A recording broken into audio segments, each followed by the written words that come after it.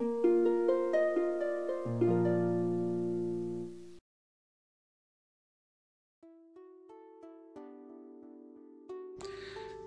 ini cerita saya, puisi, dan Aan Mansur. Ceritanya begini, suatu hari saya harus hadir di Makassar, acara sastra Makassar International Literary Festival. Dan saat itu, tahun itu lagi booming film Ada Apa Dengan Cinta 2 yang kita tahu. Aan menulis buku puisi yang unik, bagian dari film itu, dan menurut saya pernah menulis esai tentang itu. Aan berakting menjadi Rangga yang menulis puisi, karena puisi-puisi Aan itu adalah suara Rangga yang beberapa dibaca dalam film kan gitu. Nah, karena tahu saya akan ke Makassar dan akan bertemu dengan Aan, anak saya, anak sulung saya, bertanya apakah saya akan bertemu dengan Aan Mansur nanti di Makassar. Ya ketemu, karena itu acaranya Aan, saya bilang gitu. Dan dia bilang minta tanda tangan ya untuk buku puisinya yang tidak ada New York hari ini itu gitu. Saya tidak pernah memaksa anak saya untuk suka pada puisi, tapi gara-gara buku Aan itu, tiba-tiba buku-buku Pablo Neruda saya itu nggak tiba-tiba ya, ada di kamarnya dia, di meja belajarnya dia gitu. Dia membaca Neruda. Katanya dia gara-gara puisi Aan menyebut kata Pablo Neruda di buku Aan itu gitu. Jadi dia membaca Neruda dari buku saya. Saya nggak pernah menyuruh dia membaca puisi, tapi saya tahu dia suka membaca gitu. Dan gara-gara buku Aan, anak saya jadi membaca Pablo Neruda, yang buku-bukunya sebenarnya sebagian besar saya punya Pablo Neruda. Jadi gara-gara Aan Mansur lah anak saya membaca Pablo Neruda dan memberi perhatian kepada puisi. Nah, saya sendiri, bukan saya tidak mau memaksa anak saya gitu, tapi buku-buku puisi saya taruh aja di tempat-tempat yang anak saya bisa membaca kapan saja gitu. Jadi Aan memang sangat identik dengan puisi dan dikenal banget oleh pembaca seperti anak-anak saya, seperti anak saya, seumur-umur anak saya gitu. Itulah Aan, itulah puisi dan Aan Mansur.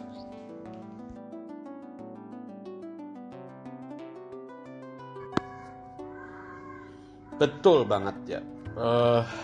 Puisi itu refleksi, pantulan kayak cermin gitu. Kita bisa ngelihat perbuatan kita bisa ngelihat sejarah kita bisa melihat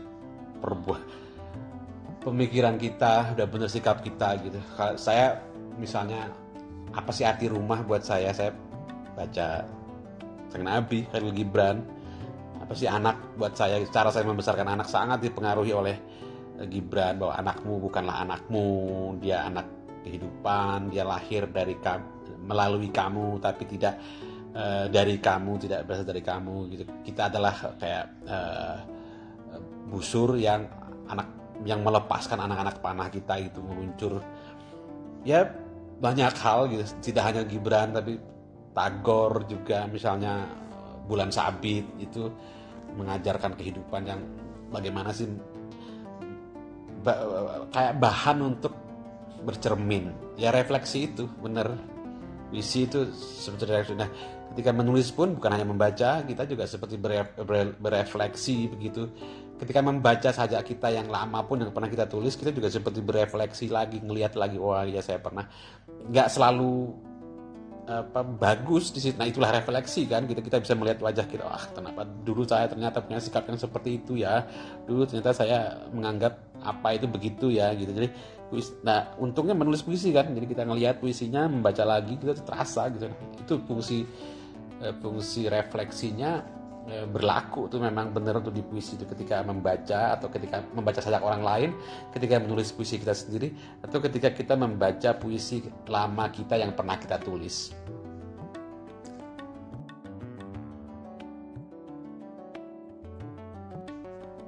Baik, Rendra dan puisi.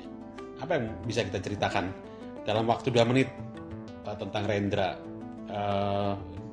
Buat saya Rendra itu memberi satu pelajaran yang sama dengan pelajaran yang dikasih oleh Hairil, sama pelajaran yang dikasih Gunan Muhammad, sama dengan pelajaran yang dikasih oleh Sutarji Kalsumbari juga, Sapari juga Damuna. Apa itu? Ketika Rendra menerbitkan buku puisinya yang pertama kali, Balada Orang-Orang Tercinta, buku puisi itu yang epik, naratif gitu. Rendra sebenarnya punya banyak sekali puisi yang tidak seperti itu, yang 4 tahun kemudian diterbitkan dalam 4 kumpulan sajak. Apa artinya? Rendra muncul ingin dikenal sebagai penyair baru dengan membawa satu kebaruan, karena pada masa-masa itu belum ada yang menulis seperti seintens Rendra menulis dalam bentuk epik, naratif, seperti sajak-sajak Rendra dalam buku Balada Orang Tercinta itu gitu. Nah, itu yang ditiru oleh Sapardi juga. Sapardi sebenarnya banyak sekali menulis sajak-sajak yang seperti Balada Orang-Orang Tercintanya Rendra itu gitu. Pak Sapardi mengakui dia menjadi penyair karena membaca sajak Balada Orang-Orang Tercinta dan T.S. Eliot. Nah, tapi kalau Sapardi menerbitkan bukunya dengan sajak seperti Rendra, maka Sapardi tidak akan muncul menjadi penyair yang membawa sebuah kebaruan. Maka dia pilih sajak-sajak lain yang dia tulis setelah sajak-sajak seperti Rendra itu. Muncullah Dukamu Abadi, sajak liris itu yang kemudian kita mengenal dia sebagai sajak yang berbeda dengan Rendra, dengan sajak-sajak itu. Jadi artinya orang-orang ini ngatur strategi gitu loh. Muncul pertama kali, nah itu pelajaran yang diberikan oleh Rendra. Tardi juga begitu kan, dia muncul dengan sajak-sajak yang baru banget gitu, berbeda lagi gitu. Nah, saya agak menyesali kenapa buku saya nggak sabar saya untuk membawa sebuah kebaruan gitu.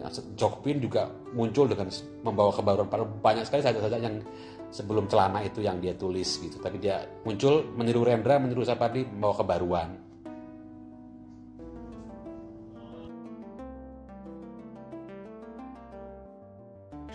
Ya, ingat Sapardi, ingat puisi, ingat Sapardi. Itu susah dipisahkan, itu susah, itu tak terbantahkan gitu.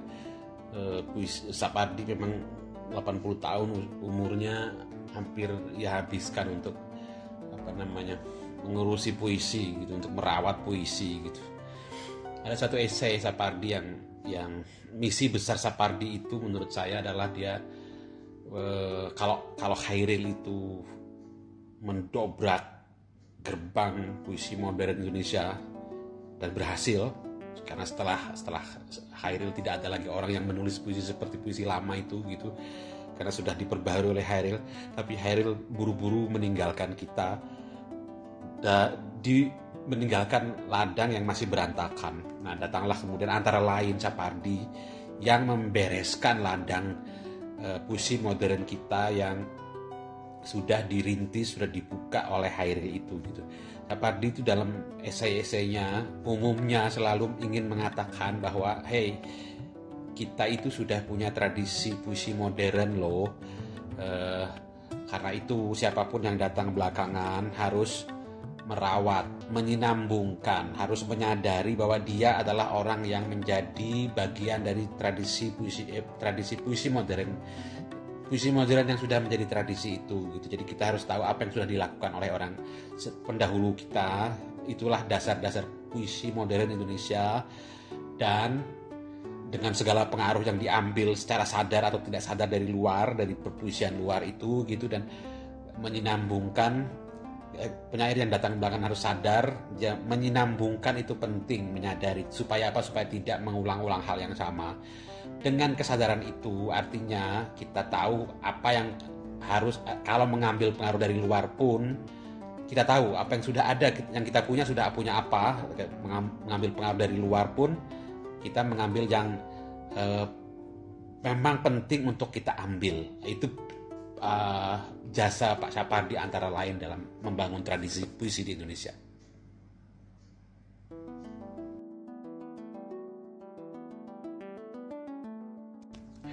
Puisi mengingatkan pada Ibu Kinayati. Saya penasaran, Ibu Kinayati ini dosen ya ternyata, dan mengajar di mana ya? Mungkin Anda kuliah dan diajar oleh beliau. Buat saya beliau penting karena ini buku, kalau Kinayati ini gitu, buku pengajaran puisi, analisis dan pemahaman. Kalau yang dimaksud adalah Bu Kinayati yang mengarang buku ini, maka ini buku penting banget buat saya gitu, menjelaskan banyak hal. Ini ketika saya serius mendalami puisi gitu. Karena saya tidak kuliah di sastra gitu, saya mencari buku yang mudah saya pahami gitu. Nah buku ini salah satu yang buku-buku awal. Ini buku terbit 2004, mungkin udah cetakan kesekian kali mungkin ya gitu. Mudah-mudahan Ibu Kinayati panjang umur, mudah-mudahan beliau masih aktif mengajar, dan saya ingin menyampaikan terima kasih atas bukunya. Saya seperti yang Ibu tulis di pengantar buku ini buku untuk penikmat puisi, bukan untuk mahasiswa yang belajar di Fakultas Sastra. Tapi ya pasti ini dipakai untuk belajar kelihatannya ya gitu. Tapi di pengantarnya beliau katakan ini buku untuk penikmat puisi gitu. Ada di pengantar kata-kata itu, dan ya saya sangat terbantu sebagai orang yang menikmati puisi, yang menjalani puisi itu sebagai enjoyment, sebagai penikmatan baik dalam hal menulis ataupun membacanya, menuliskan puisi dan membaca puisi gitu. Menghayati kehidupan saya lewat puisi. Buku ini sangat membantu saya. Jadi sampaikan salam saya buat Bu Kinayati. Terima kasih atas bukunya. Dan Anda memang identik dengan puisi bagi saya.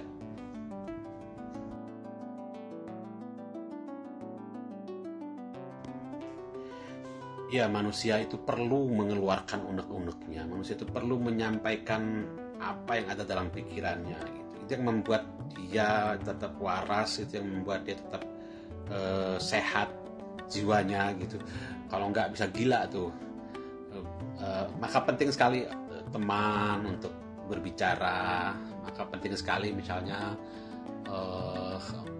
kebiasaan menulis buku harian misalnya, itu kebiasaan yang baik untuk merawat agar jiwa tetap sehat gitu. Kita ingat misalnya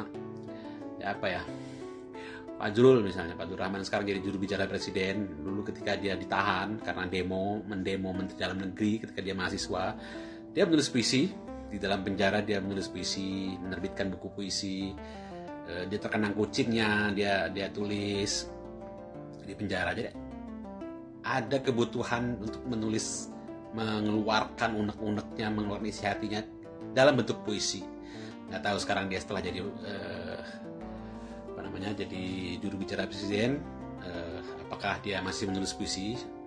Mungkin masih menulis puisi, karena mungkin ada yang dia tidak bisa sampaikan dalam posisinya sebagai juru bicara presiden. Nah, itulah, tapi ini contoh bahwa puisi bisa menjadi jalan untuk mengeluarkan unek-unek hal-hal yang tidak bisa disampaikan dengan cara lain.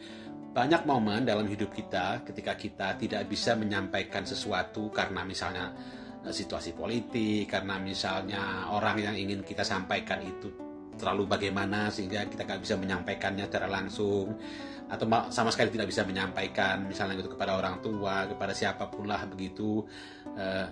Di situ kita harusnya menulis puisi. Tulis saja, keluarkan saja unek-unek itu gitu, supaya lepas, supaya perasaan itu tidak menggumpal dan tidak mengganggu jiwa kita gitu. Itu guna puisi antara lain. Terima kasih.